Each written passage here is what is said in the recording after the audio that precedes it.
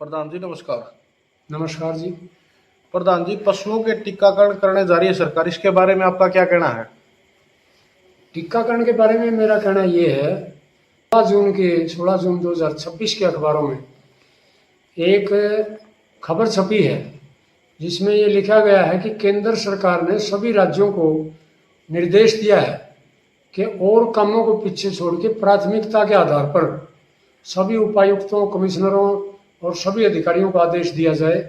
और जो ये टीके लगाने वाले महकमे हैं, हेल्थ डिपार्टमेंट है, चाहे पशुपालन विभाग है, इनको आदेश दिए गए हैं कि वो सबसे पहले पशुओं का टीकाकरण का काम करें प्राथमिकता के आधार पर, और काम से पीछे रह जाएं। तो इसमें कुछ बातें ऐसी हैं जो सोचने की हैं।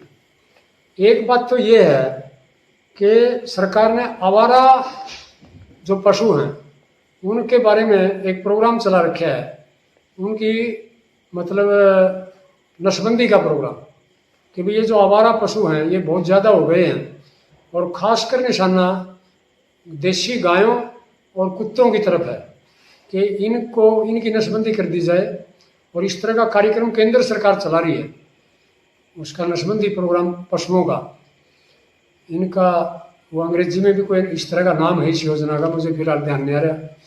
तो वो उसके माध्यम से सभी पशुओं को ट्रैकिंग की जाएगी, और टारगेट लेके केंद्र सरकार का ये निर्देश है कि जो राज्य सरकार जल्दी करेगी इस काम को उसको इंसेंटिव दिया जाएगा, प्रोत्साहन दिया जाएगा, और जो राज्य सरकार डील करेगी उसका केंद्र सरकार फंड भी रोक सकती है। इतना दबाव दिया जा रहा है। और इसमें जो आवारा पशु हैं उनकी नसबंदी और उनका टीकाकरण और उनका रजिस्ट्रेशन और उनके टैग लगा के उनके नंबरिंग करना, इस तरह के आदेश के लिए पूरी टीमें तैनात की जा रही हैं। तो इसमें दो खतरे दिखाई दे रहे हैं। जिस तरह से पहले हमारे देसी बीज होते थे फसलों के, उनमें पौष्टिकता भी थी, गुणवत्ता भी थी और रोग प्रतिरोधक क्षमता भी थी, वो बीज धीरे धीरे खत्म करके ज़्यादा पैदावार का लालच देके किसानों को जो नए बीज दिए गए उनमें ना पहले वाले बीजों वाला पौष्टिकता है, ना वो स्वाद है, ना वो गुणवत्ता है। और अब वो बीज पुराने हमें ढूंढे से नहीं मिल रहे। यदि हम बोना भी चाहें तो हम कंपनियों के ऊपर निर्भर हो चुके हैं बीजों के मामले में। कंपनी जो बीज बना रही है वही बीज हमें लेने पड़ते हैं, और उन बीजों में ऐसे साल्ट डाले जा रहे हैं, वही कंपनियां दवाई भी बनाती हैं, पेस्टिसाइड भी उन्हीं के हैं और बीज भी वही कंपनियां बनाती हैं। उनमें फिर हमें पेस्टिसाइड भी मजबूरी में जो कंपनी सजेस्ट करती है वही पेस्टिसाइड डालने पड़ते हैं। तो हम एक तरह से बीजों के मामले में कंपनियों के गुलाम हो चुके हैं। अब हमारा जो दूध है, जो गरीब जनता के पास, किसान मजदूरों के पास घर घर में पशु बंधे हैं, गायें बंधी हैं, भैंसें बंधी हैं, बकरियां हैं, तो हमारा दूध कहीं ना छीन ले कंपनियां, क्योंकि कंपनियां बड़े पैमाने पर दूध बनाती हैं, दूध बेचती हैं। और ये जो देशी गायें हैं, तेल यदि इसी तरह से बढ़ता रहा, डीजल तेल, तो हमारे पूर्वज बैलों से खेती करते थे, उस टाइम आत्मनिर्भर थे। ये गायों की जो नसबंदी की जाएगी, पूरे भारत में ये प्रोग्राम चलाया जा रहा है। अब कुत्ते मारने का कहीं कहीं पहले प्रोग्राम चला करता था, पहले पंचायतें मरवाती थी एक आध गाँव में जहाँ ज़्यादा कुत्ते हो जाते थे, लेकिन राष्ट्रीय स्तर पर अभियान चला के सभी पशुओं को, खासकर गाय और कुत्ते ही ज़्यादा हैं, इनको मरवाने का जो प्रोग्राम है, इनको नसबंदी करने का प्रोग्राम है। इसमें भविष्य में आने वाले समय में कुछ समय के बाद हमारी देशी गाय और कुत्ते ढूंढने से भी नहीं मिलेंगे। और जो ये जर्सी गायें हैं जिनका पानी जैसा दूध होता है, नस्लों की गायें, और कंपनियों के हिसाब से वो पशुओं में इस तरह के टीके लगाए जा रहे हैं कि ये नस्ल आपकी पशु की तैयार हो जाएगी, ज़्यादा दूध देगी। जिस तरह से हमारे फसलों के बीज छीन लिए गए हैं, इसी तरह से हमारे देशी पशुओं को ख़त्म करके और इनकी अपनी मनमर्जी की नस्लें, जो कंपनियां और सरकार यहाँ एक ही है भारत में, तो कंपनियों की सरकार है, सरकार कंपनियों की है, कंपनियों के हित के लिए ही सरकार काम करती है, पूंजीपतियों के लिए काम करती है, आम जनता की इनको चिंता नहीं है। तो ये जो देशी गायें हमारी जो बैल देती रही हैं, और आने वाले भविष्य में भी आपातकाल में यदि तेल का संकट हो जाए तो बैलों से फिर भी हम खेती कर सकते हैं, विकल्प हमारे सामने है अब भी। तो इनकी नसबंदी करने से ये जो संकट खड़ा हो जाएगा बैलों वाला, और फिर हमारी देशी गाय के दूध में बहुत गुणवत्ता है, बहुत लाभकारी है ये दूध, इतना तो भैंस का भी नहीं है।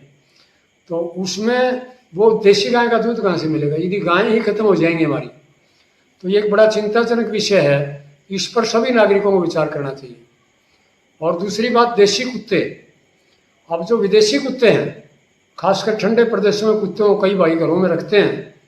हमारे घर पर भी अपना पोता एक जर्मन शेफर्ड कुतिया लेके आया था। वो आते ही बीमार हो गई, उसको यहाँ इलाज भी नहीं मिला सिविल अस्पतालों में।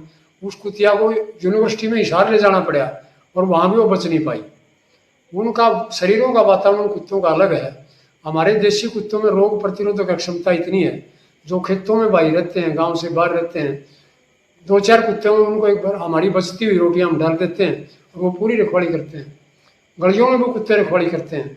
यदि ये खत्म हो गए तो वो जो कुत्तों का भी एक उद्योग पड़ चुका है पूरे अपना हमारे देश में भी और दूसरे देशों में भी, तो ये भी कंपनियों के हाथ में होंगे और वो कुत्ते बड़े महंगे मिलेंगे और वो बार बार बीमार होंगे, उनमें इतनी रोग प्रतिरोधक क्षमता भी नहीं होगी। ये कुत्ते मोल भी नहीं लेने पड़ते हमारे देसी कुत्ते। अभी इनकी संख्या ज़्यादा है, कम करने पर विचार हो सकता है, लेकिन पूरे भारत में मतलब सारे महकमों को इस पर लगा दिया जाए तात्कालिक आधार पर, जो आदेश दिया अभी केंद्र सरकार ने, तो ये तो नसबंदी करने के बाद हमारे कुत्ते और गाय तो बचेंगे नहीं आगे। देशी गाय का खत्म होना और देशी कुत्तों का खत्म होना पर्यावरण की दृष्टि से भी और वैसे भी समाज के उपयोग के हिसाब से भी बहुत दुर्भाग्यपूर्ण होगा और बहुत गलत कदम होगा। इस पर सभी नागरिकों को सचेत हो जाना चाहिए। सभी स्थानीय निकायों को, ग्राम पंचायतों को आंख मूंद के सरकार का सहयोग इस मामले में नहीं करना चाहिए।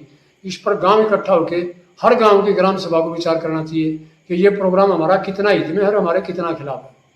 दूसरी बात हम ये भी पूछना चाहते हैं सरकार से कि केंद्र सरकार ने आवारा पशुओं की नसबंदी का अभियान तो चला दिया, लेकिन क्या ये केवल देशी गायों का और कुत्तों पर ही फोकस किया जाएगा, या हमारे खेतों में जो लंबे टाइम तक किसानों के लिए परेशानी का कारण बने हुए हैं नील गाय रोज, जिस पर सरकार ने मारने पर भी पाबंदी लगा रखी है, क्या उन नील गायों के ऊपर भी ये नसबंदी की जाएगी?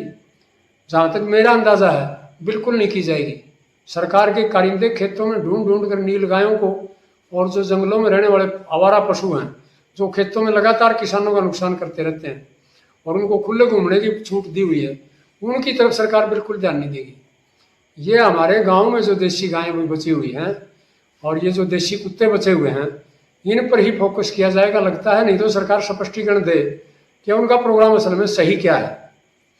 तो इस विषय में सभी नागरिकों को ध्यान देना चाहिए और इस विषय में सोच विचार करके ही सरकार को अनुमति दें, कहीं हमारी आगे का सिस्टम खराब ना हो जाए। मैं इतना ही कहना चाहता हूँ। धन्यवाद प्रधान जी।